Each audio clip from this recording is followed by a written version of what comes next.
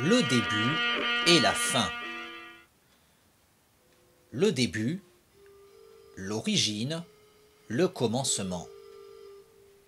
Qu'il y avait-il au commencement de toute chose, sinon la cause première?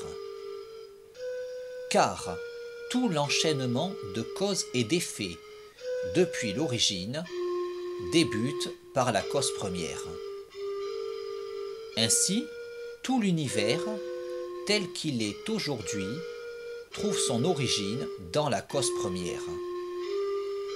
Même nos pensées, qui découlent de ce que l'on a vécu, ainsi que de ce que d'autres ont vécu avant nous, et de tout ce qui s'est passé auparavant, trouvent leur origine dans la cause première.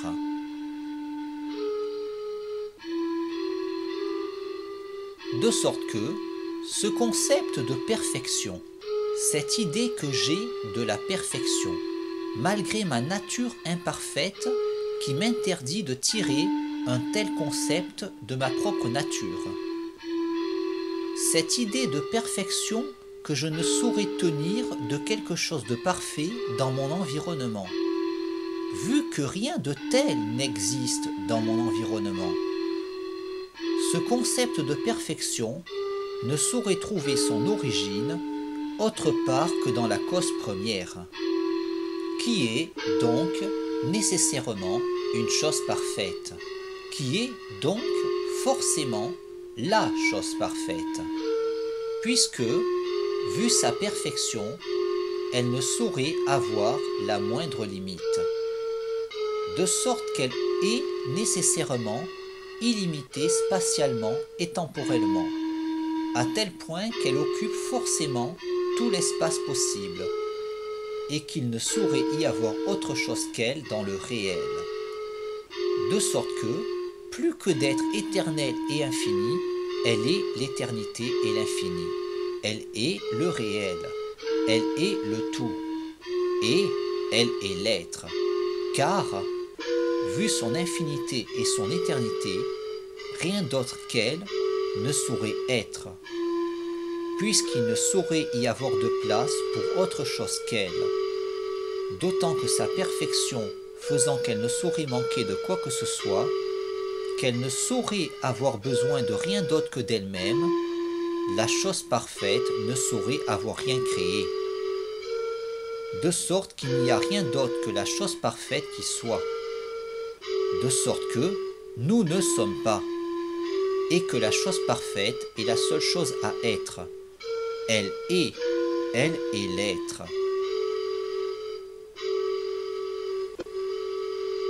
En outre, la chose parfaite étant telle, ne manquera de rien. Elle ne manquera pas de pensée, et sa pensée sera parfaite. Elle appréhendera toutes les expériences, toute l'histoire de l'univers, et dans sa perfection, cette chose qu'il convient d'appeler Dieu devra déterminer sa propre nature, de façon à ne dépendre que d'elle-même, en étant cause de soi, en déterminant elle-même sa propre nature, en concevant un cheminement de l'histoire universelle qui, suivant une suite de causes et d'effets, aboutit à elle-même.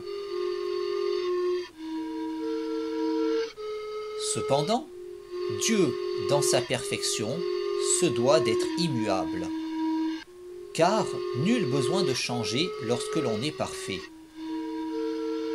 Aussi, Dieu est dans un instant éternel. Dieu est, et instantanément, il pense toutes les expériences, toutes les possibilités, toute l'histoire universelle, qui commence avec la cause première, qui est Dieu, pour aboutir à Dieu, cause de soi. En somme, Dieu est parfait, et, puisqu'il est tel, il ne saurait avoir rien créé, vu qu'il ne saurait avoir besoin de quoi que ce soit.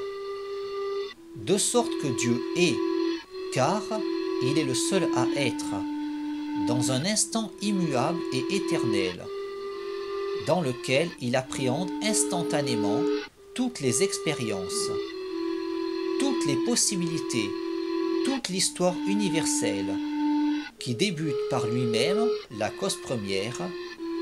Il pense toute l'histoire universelle, qui se déroule sur un temps circulaire, de sorte que la suite de causes et d'effets qui commence avec Dieu, la cause première, aboutit à Dieu, cause de soi.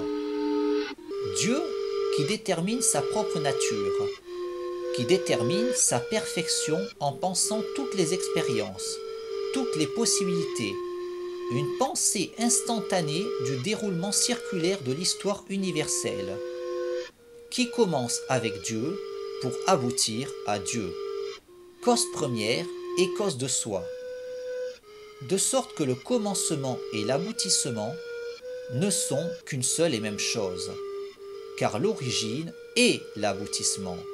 L'origine et l'aboutissement qui sont Dieu, le début et la fin.